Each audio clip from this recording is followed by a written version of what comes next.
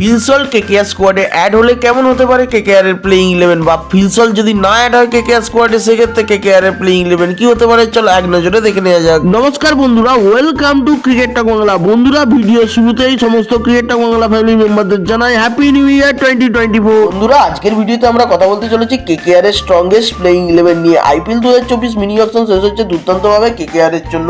KKR এর যে সমস্ত ফল্টগুলো ছিল আইপিএল 2023 পর্যন্ত সেগুলি কভার আপ করেছে খুব সুন্দরভাবে কলকাতা নাইট রাইডার্স। তবে আইপিএল 2024 মিনি অকশন শেষ হওয়ার পর কেকেআর এর যে উইক পয়েন্ট নিয়ে কথা উঠছে সেটা হচ্ছে অবশ্যই কেকেআর এর একজন স্টার বা marquee hard hitter opener wicket keeper batsman নিয়ে। কেএস ভরতকে কেকেআর উইকেট কিপার ব্যাটসম্যান হিসেবে তুলে নিলেও আমরা সকলেই জানি টি-20 স্পেশালিস্ট ব্যাটসম্যান কিন্তু নয় কেএস ভরত।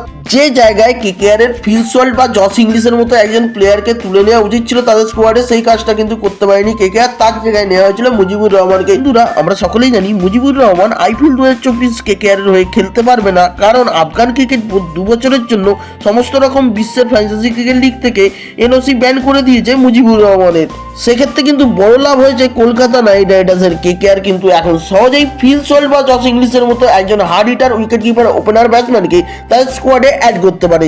যদি ফিল সল্ট আসে সেক্ষেত্রে কেকেআর এর প্লেইং 11 কি হতে চলেছে, আর ফিল সল্ট না এলে কেকেআর এর প্লেইং 11 কি হতে চলেছে সেই নিয়ে আজকের ভিডিওতে আমরা আলোচনা করতে চলেছি। কেকেআর এর প্লেইং 11 হবে অনেকটা এই রকম। ওপেনিং স্লটে ফিল সল্টের সঙ্গে দেখতে পাওয়া যাবে ভেঙ্কটেশ আয়ারকে, নাম্বার 3-এ নীতিশ রানা, নাম্বার 4 শ্রেয়াস আয়ার, 5-এ Rinku Singh, number 6 Andre Russell. তবে গৌতম গম্ভীর আসার পর হয়তো 5-এ আন্দ্রে রাসেলকে দেখা যেতে পারে, 6-এ রিঙ্কু সিংকে দেখা যেতে পারে, number 7 Sunil Narayan, number 8 Mitchell Starc, number 9 Chetan Sakariya, number 10 Varun Chakravarthy, number 11 Vaibhav Arora. আর ইম্প্যাক্ট প্লেয়ার হিসেবে আমরা হয়তো সুয়াস শর্মাকে দেখতে পারি এবছরেও আইপিএল 2024 কেকেআর এর হয়ে। তো বন্ধুরা এই প্লেইং 11টা কিন্তু সবথেকে স্ট্রংগেস্ট প্লেইং 11 মনে হচ্ছে কেকেআর এর জন্য। যদি ফিল সল্ট আসে কেকেআর স্কোয়াডে রিপ্লেসমেন্ট হিসেবে মুজিবুর রহমান, যদি ফিল সল্ট কেকেআর স্কোয়াডে অ্যাড না হয় সেক্ষেত্রে কেকেআর এর প্লেইং 11 হবে অনেকটা এরকম।